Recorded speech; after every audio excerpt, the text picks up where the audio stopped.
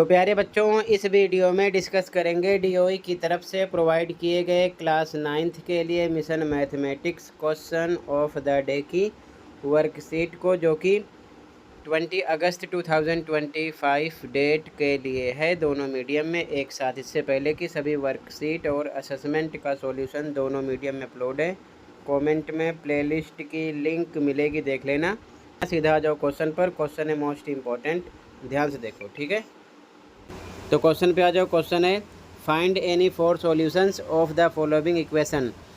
निम्नलिखित समीकरण के कोई 4 हल ज्ञात कीजिए। इक्वेशन है p + 2q = 6। ध्यान से देखो, सॉल्यूशन 4 हल निकालने हैं। ओके, तो ध्यान से देखो, इक्वेशन यहाँ पर लिख लिया गया है। इसको हम लिख सकते हैं इस प्रकार, p बराबर 2q को हम 6 की तरफ लाएंगे तो प्लस का क्या हो जाएगा, माइनस। अब इस पर फोकस करना, ये थोड़ा इजी करने के लिए ऐसा लिखा गया है, ठीक है। अब हमें 4 बार सोल्व करना है। तो एक बार हम q बराबर 0 रखने पर हिंदी मीडियम में लिखेंगे, इंग्लिश में पुट q = 0। यही इक्वेशन आपको बार बार लिखना है। लिख लिया p बराबर 6 - 2q। अब 6 पर 6 - 2 पे 2, यहाँ पर गुणे का निशान आएगा। q पर आपको रखना है 0, 0 रख दिया तो 2 का 0 से करोगे 0 आएगा, 6 में से 0 जाएगा, 6 आएगा।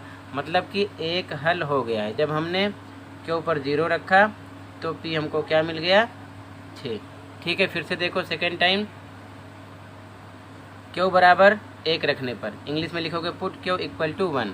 फिर से इक्वेशन लिख लो, सेम वही चल रहा है, ध्यान रखना, इक्वेशन चेंज नहीं कर रहा हूँ, ठीक है। ये बार बार यही लिखना है। p बराबर 6 - 2q यहाँ पर लिख लिया गया।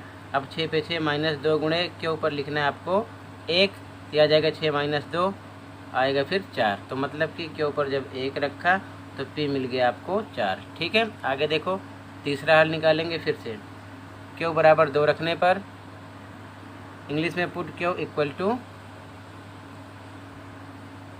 फिर से इक्वेशन लिखा गया ये सेम, 6 - 2 q पे रख दो 2, 6 - 2 दूना 4, घटाने पाएगा 2, ठीक है। तो ये तीसरा हल हो गया। q पे 2 रखा तो p भी 2 आ गया। फिर से चौथा हल निकालेंगे, इंग्लिश में लिखोगे पुट q = 3, हिंदी में q बराबर 3 रखने पर फिर से इक्वेशन ये लिख लो, ठीक है। यहाँ पर लिख लिया गया है।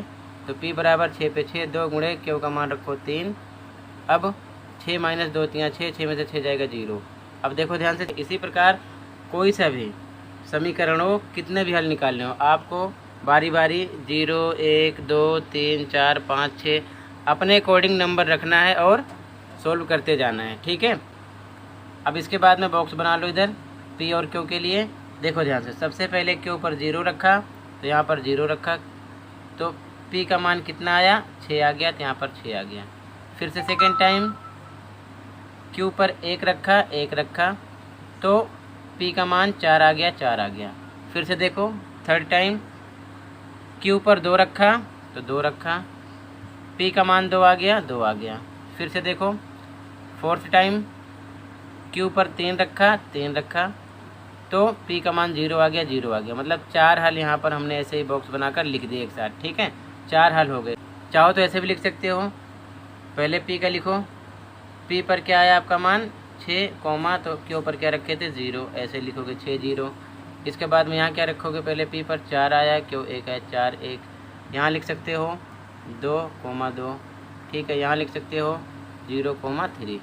पहले आपको p का मान लिखना है, उसके बाद q का मान लिखना है, ठीक है। इस प्रकार भी आप लिख सकते हो ऐसे, या फिर मैंने साफ साफ ऐसे बॉक्स में लिख दिया है, ऐसे ही आप लिख लो।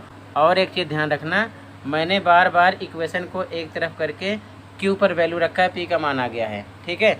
लेकिन आप चाहो तो p पर भी मान रख सकते हो, q पर भी मान रख सकते हो, आपकी मर्जी है। कोई सा भी नंबर 0 1 2 3 4 5 अपने अकॉर्डिंग, इसका कोई रूल नहीं है। कोई सा भी नंबर p पर या q पर या कोई और नंबर होता है xy पर रख कर बार बार अनेकों हल निकाल सकते हो, ठीक है। तो इस प्रकार आप सोल्व कर लेना। तो आई होप अच्छे समझ में आ गया होगा। फिर भी कहीं पर डाउट है तो कमेंट कर सकते हो। आज की वीडियो में इतना ही था। किसी प्रकार का डाउट है तो कमेंट कर दो। मिलते हैं अगली वीडियो में। Thank you for watching this video and take care.